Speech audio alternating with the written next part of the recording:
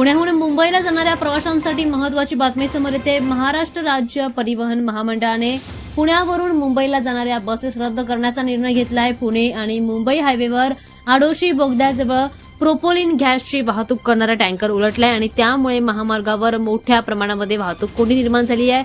त्यामुळेच बस सेवा बंद ठेवण्याचा निर्णय घेण्यात आलाय। यामुळे प्रवाशांची देखील मोठी गैरसोय होते।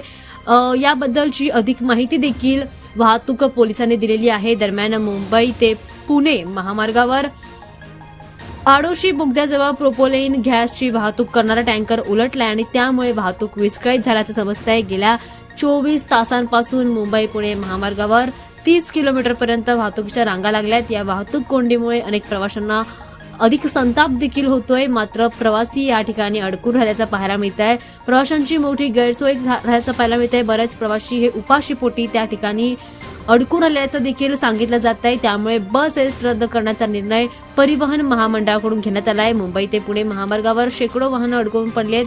त्यामुळे मुंबईकडे जाणारी एक लेन आणि पुण्याकडे जाणाऱ्या 2 लेन अत्यंत संथ गतीने हळुवारपणे जातानाचं पाहायला मिळत आहे। मोठ्या प्रमाणात वाहतूक कोंडी निर्माण झाली आहे। त्यामुळे पर्यायी मार्गांचा वापर करण्याचं देखील आवाहन वाहतूक पोलिसांनी दिलं आहे आणि सोबतच पुरेसं पाणी आणि अन्न ठेवण्याचा सल्ला देखील वाहतूक पोलिसांनी दिलेला आहे।